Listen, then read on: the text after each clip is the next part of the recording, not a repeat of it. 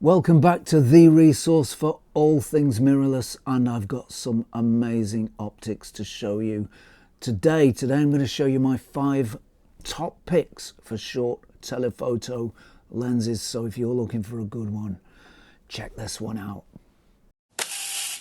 So we've tested quite a few short telephotos on this channel, and this week I'm going to show you my 5 favourites. I've thought long and hard about it. I've selected, I've rejected, and I've come up with my 5 top picks. These are all very special lenses. They range in price from about £50 to around about £300, so there's something for everybody here. These lenses, short telephoto lenses, are often used for portraits, and they're really great for that, but I like a longer lens for general photography too.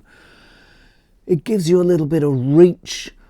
It means that blur persists over a longer distance, and it's just generally a sort of a bigger vintage lens experience. I really love using them. So without further ado, let's get cracking. All right, the first lens I'd like to talk about today is a lens that's been seen in numerous guises throughout the years. It was first released to the world in the late 1930s. It's a Zeiss lens. It's a 75mm lens, and it has an f1.5 aperture. It's the Zeiss 75mm f1.5 biotar, and here is my copy. There are many copies of this lens, or at least quite a few. This is a TT Artisan copy that's been released within the past couple of years, but there are other copies as well. Meyer Optic do a copy, or you could even opt for the original biotar version if you're feeling that you've got plenty of cash in your pocket. There's also the Helios 40. That was a Russian development of this same lens. That was an 85mm lens, but it retained the f1.5mm aperture, and it retained all of the optical characteristics, because that's what this lens is known for, is its wild and wacky optical characteristics. This lens is the original swirler. If you like a little swirl in your background blur, this lens will give it to you by the bucketful. It's got more swirl than any lens that I've seen, probably than any lens in the world.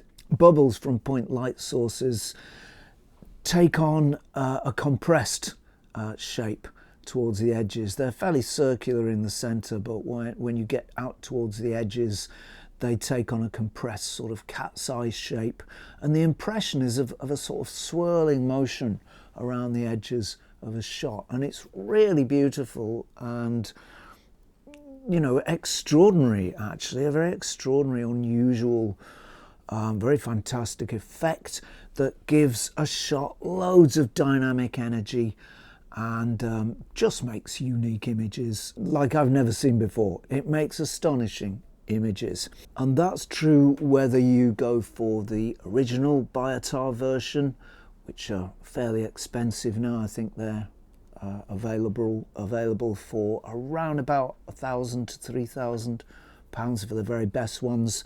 So you might want to go for an original biotar. You might want to go for a copy, either the TT Artisan copy or the Meyer Optic copy. The TT Artisan copy is around about £250, £300. The Meyer version is around about £1,300. That's a fairly rare lens, but they do exist, and they're very nice copies. Or you might want to go for the Helios 4085 f1.5. All have very, very similar qualities. They all have background swirl in their background blur. They all have very saturated colour, very energetic, very saturated, very sort of heightened colour, and the whole experience is sort of an experience of heightened reality, really, with this lens. It just heightens reality and makes it rather more interesting and rather more fascinating than it actually is to look at with your eye. If you look at reality through a lens like this, through one of these biotars or a biotar clone, reality just becomes that bit more fascinating. In fact, it becomes a lot more fascinating.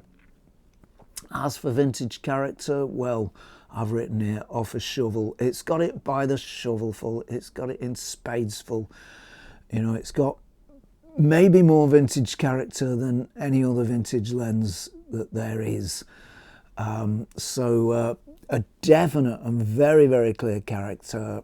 And anybody who knows this lens will know an image that it's made. They're instantly recognizable. They couldn't have been made by any other lens, and they're just unique. It's a beautiful optic. It's small enough just about to use as an everyday lens. This one has an M42 mount. Many of them do have an M42 mount. Some have an M39 mount. That's the early Helios 40 ones, but those are easy to adapt. The Helios is a very large lens. It's much bigger and heavier than this one. Those 10 mils do make quite a big difference. So I won't say that that one is small enough to carry around all day, because it just isn't. It's very, very heavy indeed. But in the shorter length, the 75mm length, yeah, you can carry this around all day. It's a heavy lens, but it's a small enough lens that you can do that, and you'll make some fascinating images with it. One of these lenses is definitely worth a go. If you've never used one, check one out. They're just fantastic, and they definitely get my seal of approval. All right, that was a lens from the 1930s. Let's now fast forward a bit to the 1950s, and here's a lens that just beautifully captures at least my perception of that decade now from all this distance. It's a lens I don't have anymore. I did unfortunately sell it. I wish I hadn't, because it was a lovely one, but I did sell it on. It's the Leica Elmar 90mm f4, and I think this is possibly the cheapest, or certainly one of the cheapest Leica lenses you can buy. And it's a beautiful, beautiful lens. It's from the earlier series of Leica rangefinders. It's from the Barnett Leicas. It's an L39 mount, and it's a 1950s lens, as I say.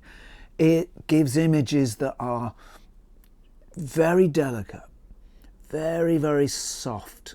It's a lens that feels like a different world. I've said it's reminiscent of the 50s, and it really is. It reminds me of what? A Sunday afternoon drive in a Rover 90, chaps smoking pipes and ladies with scarves in their hair. Just that lovely warm feeling that we get from that time. A gentle, delicate, soft and lovely feel. This for me is one of those lenses that most perfectly captures the decade in which it was constructed.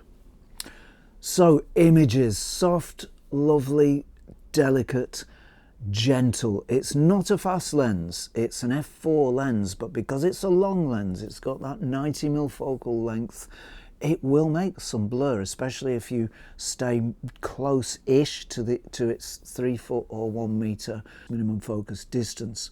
And blur from this one will persist up to around, I should say, 6 or 7 feet away from your subject or thereabouts.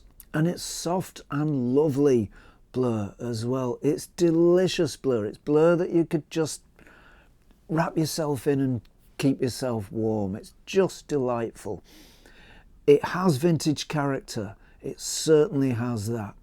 But it also has a smoothness that we wouldn't usually associate with many vintage lenses, and it has a sustained smoothness as well over quite a wide range of distances between subject, character and background. So blur from this one is absolutely lovely. Colour is gentle and delicate also. It's almost pastel-y, such is its softness, such is its loveliness. Just absolutely delightful colour. Whatever camera you shoot it on, I shot this on my Sony camera, I shot this on my Fujifilm camera. Whatever I put it on, it gives just lovely, soft, delightful images full of light and softness and character and warmth and loveliness. It's a really warm lens, and I don't mean colour, I mean just in general feel. It feels warm, it feels welcoming, it feels just lovely to know. As I say, this is one of the lenses that most powerfully evokes its time of manufacture. This one doesn't even have to try. It's just there. It exudes it. It oozes out of it. It's a lens that makes some lovely images, and as I've mentioned, it's a cheap lens. It's possibly the cheapest Leica lens you can buy. I bought mine for £50 and I sold it about 3 months later, also for £50, but I've seen them up to 100 as well. But you know, you can't go wrong with a lens like this. Try not to pay too much over £50 and you've got a delightful optic for really not much cash at all. All right, the next lens I'd like to talk about today is one that I have talked about once or twice recently on this channel, so I won't go into too much detail. However, I can't leave it out of this list because it's just fantastic. It's the Nikon 105mm f2.5, and this is a gorgeous optic. This is one of the nicest vintage lenses I've ever shot. There were two versions of the lens. The first one, designed in 1959, which was made up to I think 1971, was a sonar type lens, a sonar optical formula. Post 1971 was this lens. I think this is a Zenitar formula, although I may be wrong. Do correct me if I'm wrong in the comments. But both of the lenses are lovely, and they're both equally exquisite. They're not quite the same in their optical characteristics, and I've only shot the second version, so I can't comment too closely on the first, but by reputation, from what research I've done, both are considered lovely by those who've shot both of them. The second one is the version I'm familiar with, so that's the one I'll talk about. This one is another magical lens. It just puts a sheen of magic on everything it looks at. Nothing in reality is quite the same when this lens looks at it. Everything in reality, a little bit like the 75mm Zeiss biotar, everything in reality that you point this lens at looks better through this lens. It just can't help it. That's what it does. That's how it sees the world.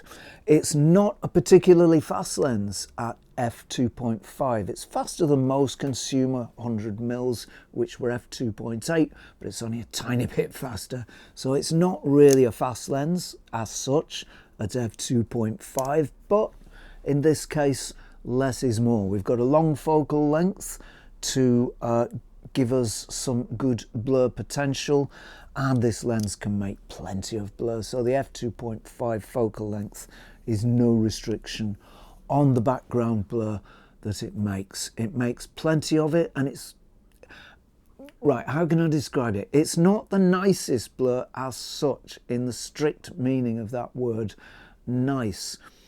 It's not the most technically pleasing blur is what I think I'm trying to say. However, it is aesthetically very pleasing indeed. It can be very soft.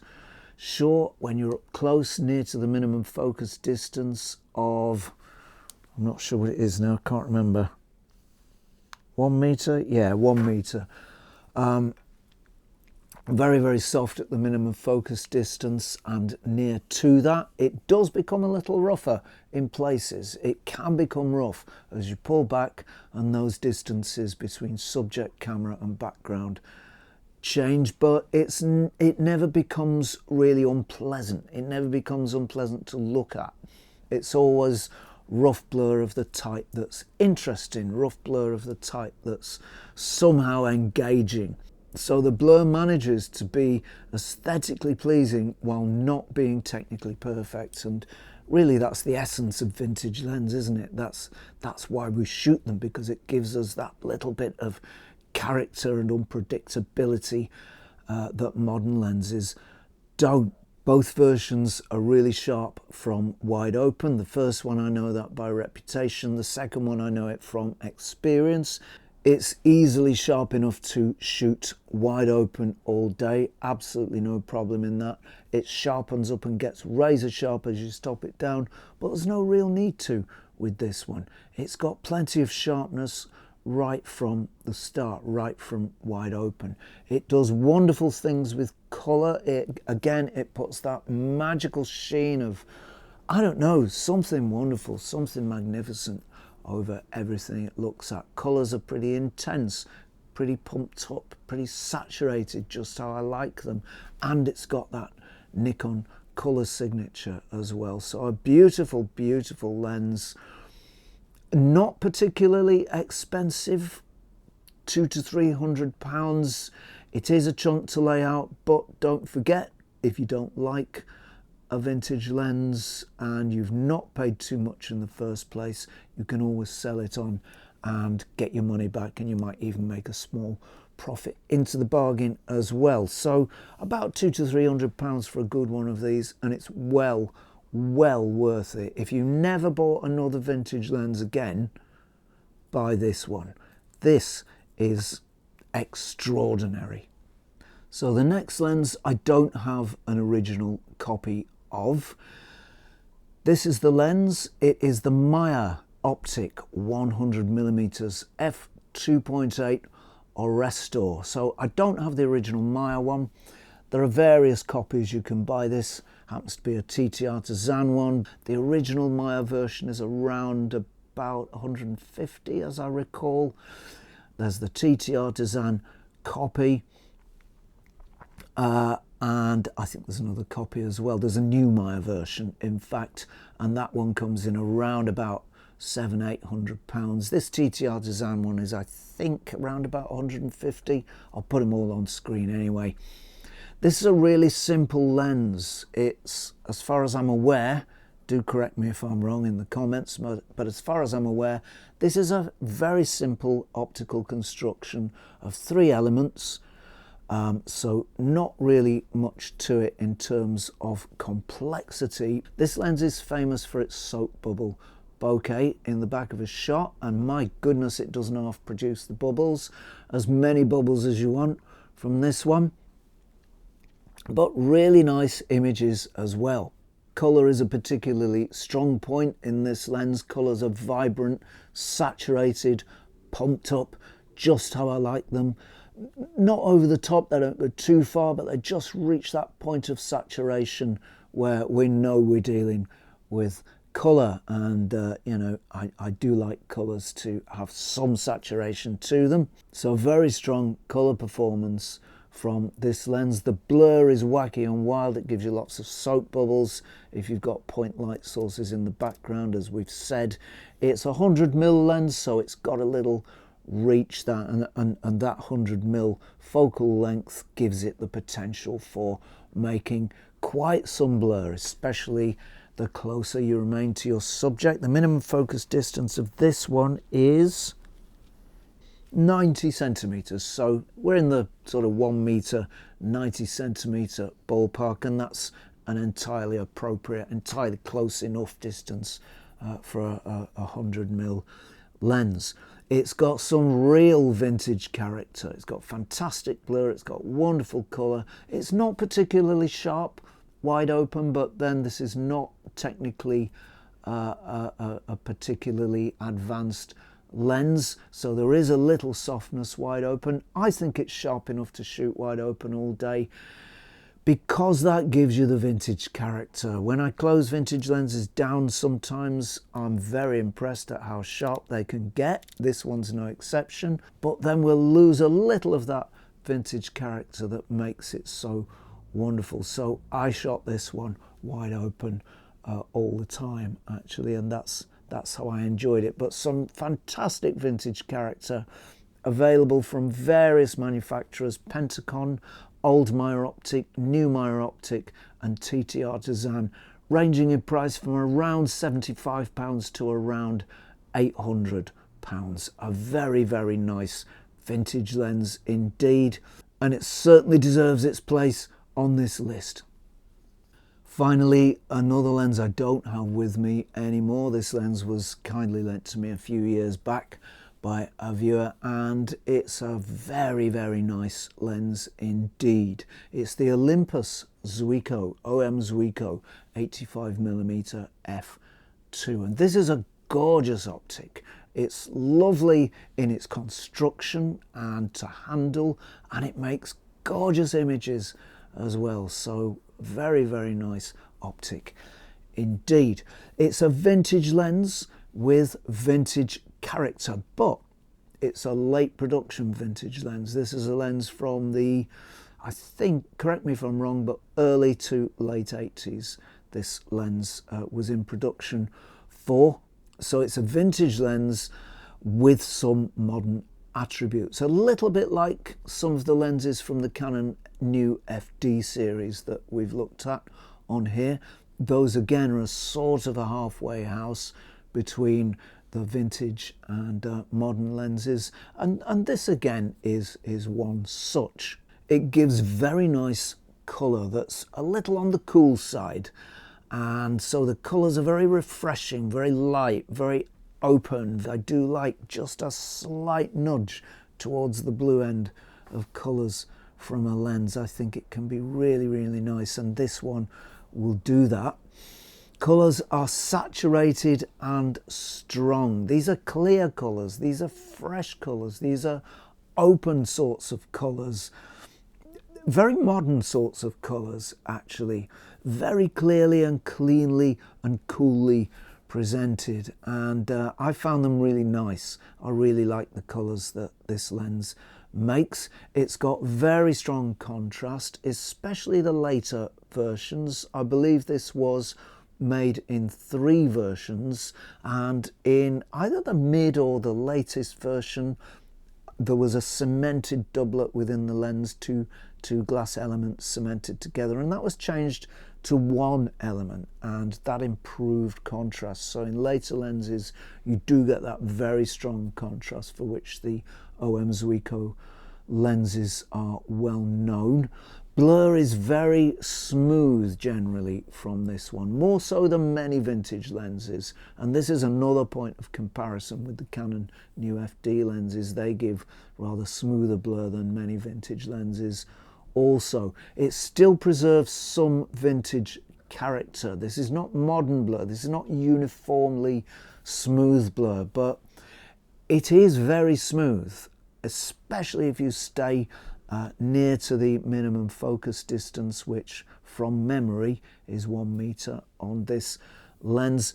But at those closer distances it gives you plenty of very, very smooth, very, very soft blur.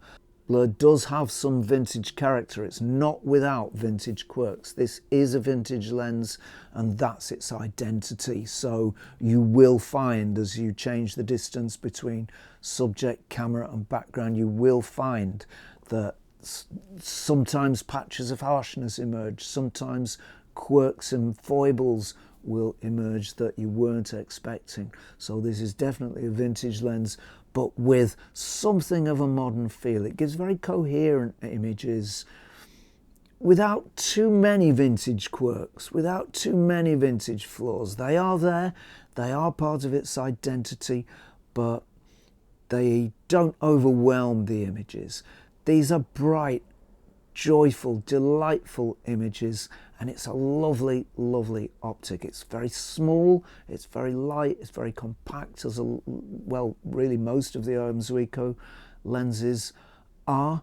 It's not a particularly cheap lens, but it's not particularly expensive either. You can find a good one in the region of £200 to £300, and this lens is well worth that. When you shoot it, you will know why it has that value. It's a gorgeous, gorgeous lens that puts a beautiful sheen on everything it looks at.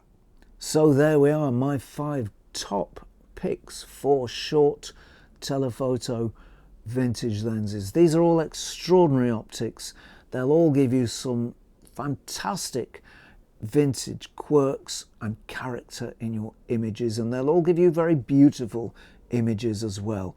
Very special optics, all of them. However, I guess that's about it from me for now. So many thanks for watching. If you've watched this far, a particular thanks to you. Many thanks to subscribers for your support. I really do appreciate all the support that I get from subscribers. Everybody who subscribes helps this channel to keep producing this kind of content. So if you enjoy this channel, if you've enjoyed this show, why not chuck us a sub yourself? That would be very much appreciated. Push the button, that would be cool. Many thanks also go to patrons without whom I couldn't make this show in the way that I do. That support is very sincerely appreciated. Thank you for that. And if you think this channel isn't doing too bad a job of keeping this old gear alive and bringing you new vintage lenses to try and to enjoy, you might want to become a patron yourself over at www.patreon.com/Zenography, and you can do that from as little as $1 per month. Many thanks to everybody who's watched, tuned, subscribed, left a comment, tuned in, given thanks, given super thanks, or engaged with the channel in any way. It's all appreciated. Many thanks to everybody. But as for me, that's it for now. And if you're not doing anything too irksome, awkward, difficult, bothersome or boring next week at around this time, please do check in and join me for a spot more Zenography. Cheerio all.